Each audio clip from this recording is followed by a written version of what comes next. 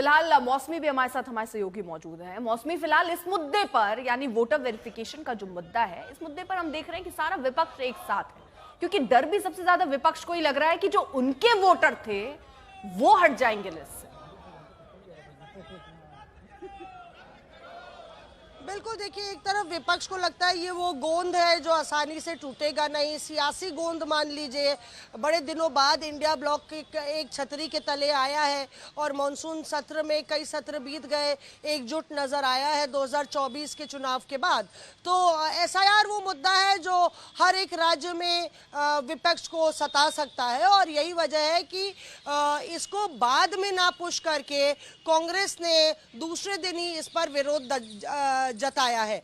कुल मिला के चुनावी मुद्दा बिहार में बनेगा, लेकिन बिहार के बाद असम बंगाल की बारी है। ये राहुल गांधी पहले ही बैठकों में कह चुके हैं और उनको लगता है कि चाहे अखिलेश यादव हो, तृणमूल कांग्रेस हो या फिर बाकी घटक दल इस मुद्दे पर एक साथ आ सकते हैं। तो इसको लेकर भी सरकार पर लगातार दबाव बनाने की रणनीति जारी है।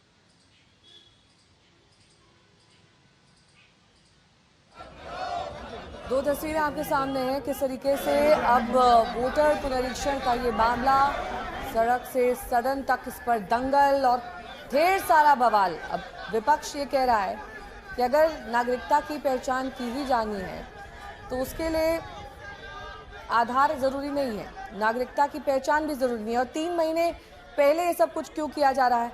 अगर ये मामला पहले से ही संज्ञान में था तो ये प्रक्रिया बहुत पहले शुरू की जानी चाहिए थी। हालांकि चुनाव आयोग की तरफ से भी तमाम सफाई दी गई है। हिमांशु मेरे सहयोगी जुड़ गए हैं तमाम जानकारी के साथ।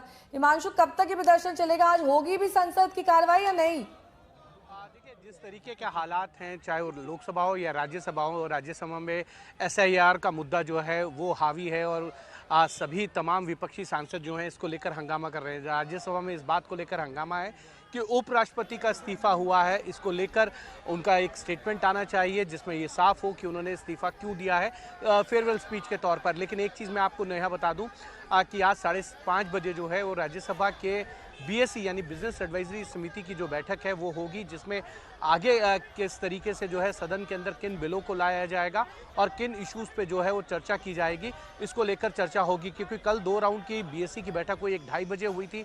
इस बैठक के अंदर जो माफ़ कीजिएगा 12:30 बजे बैठक हुई, जिसमें बेनतीजा रही क्योंकि विपक्ष इस बात को लेकर अड़ा था कि जब भी ऑपरेशन सिंदूर और पहलगाम पे आतंकी हमले को लेकर चर्चा हो तो प्रधानमंत्री, गृह मंत्री और रक्षा मंत्री तीनों सदन में मौजूद हो और प्रधानमंत्री इस पर इंटरवीन करें।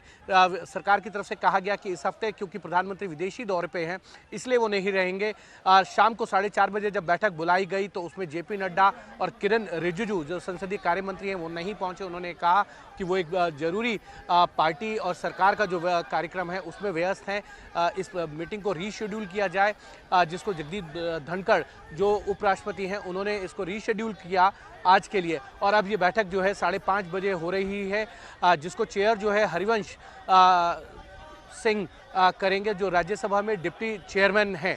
लेकिन देखना यह है कि आज बीएससी के अंदर क्या ऑपरेशन सिंदूर को लेकर सहमति बनेगी, क्या ऑपरेशन सिंदूर को लेकर अगले हफ्ता रोकेंगे आपको। इस बीच प्रोटेस्ट लगातार जारी है, प्रदर्शन किया जा रहा है और इस बात की संभावना कम ही लग रही है कि आज संसद का कोई भी सत्र चल पाएगा। मौसमी सिंह भी मेरे सहयोगी लगातार जुड़ी हुई हैं। मौसमी, विपक्ष कल कह रहा था राहुल गांधी खासतौर पर कि मुझे बोलने नहीं दिया जाता, अब सदन नहीं चलेगी तो बोलेंगे कैसे? आप या तो प्रदर्शन कर लीजिए या अपने मुद्दे रख लीजिए।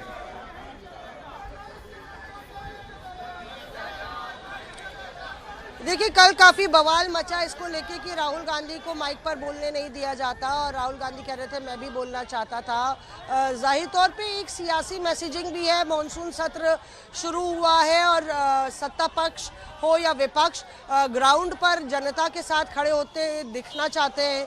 एक शक्ति प्रदर्शन है, मकर द्वार पे जब आप खड़े होते हैं तमाम पार्टियों के साथ तो एक शक्ति प्रदर्शन होता है और राहुल गांधी नेता विपक्ष है। अब देखना दिलचस्प होगा नेहा कि भीतर जाके राहुल गांधी क्या बोलते हैं और क्या जिस तरह से उन्होंने पिछली बार आरोप लगाया कि उनको कल ही आरोप लगाया बल्कि कि दोबारा तिबारा उनका माइक बंद हो जाता है। तो देखते हैं कि आज वो क्या किस बात को रखते हैं, क्योंकि ऑलरेडी बीएससी में ये तो तय हो गया है कि 16 घंटे की चर्चा होनी है ऑपरेशन सिंदूर पे।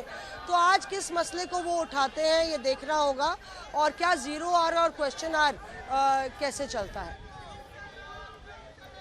लेकिन मौसमी कम से कम एक चीज तो यहाँ नजर आ रही, क्योंकि संसद परिसर में जो हम विपक्ष का प्रदर्शन देख रहे हैं उसमें एक मुख्य मुद्दा सबसे महत्वपूर्ण जो है वो एसआईआर का है, वो वोटर वेरिफिकेशन को लेकर जो उनकी नाराजगी है वो है। यानी कम से कम यहाँ पर तो वो बटे हुए नहीं है कि बहुत सारे मुद्दों को उन्होंने शामिल कर लिया हो, सारा विपक्ष एक मुद्दे पर, एसआईआर के मुद्दे पर आज प्रदर्शन कर रहा है।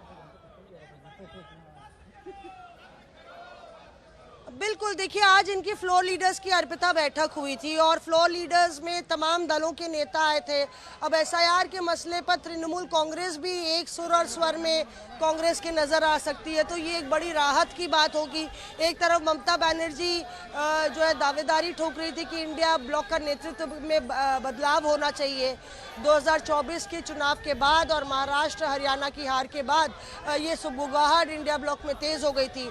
तो जाहिर तौर पर आज फ्लोर लीडर्स की बैठक हुई, राहुल गांधी उसमें मौजूद थे, नेता विपक्ष है वो खड़गे साहब मौजूद थे और बाकी पार्टियों के नेता मौजूद थे। तो डिसाइड हुआ कि भाई ऑप्टिक्स भी हो, ग्राउंड पर भी नजर आए, एक ही तस्वीर एक ही फ्रेम में कैसे नजर आएंगे। हालांकि हमें ये भी बताया गया है कि एसआईआर के मसले पर जल्द ही ये लोग जंतर मंतर मार्च भी करेंगे अगले 2-3 दिन में, और एक तरीके से सभी घटक दलों को एकजुट करने की कोशिश है, क्योंकि ऑपरेशन सिंदूर को लेके अलग अलग सुर और स्वर सुनाई दिए थे। तो कांग्रेस कह रही है कि ऑपरेशन सिंदूर में प्रधानमंत्री की जवाबदेही भी मांगिए और एसआईआर के मसले पर भी हम लोग ग्राउंड पर प्रोटेस्ट करेंगे। तो इस तरीके से मुझे लगता है कहीं ना कहीं एक अच्छा समन्वय भी इंडिया ब्लॉक का इस मॉनसून सत्र में नजर आ रहा है। ठीक है, बने रहिए हमारे साथ।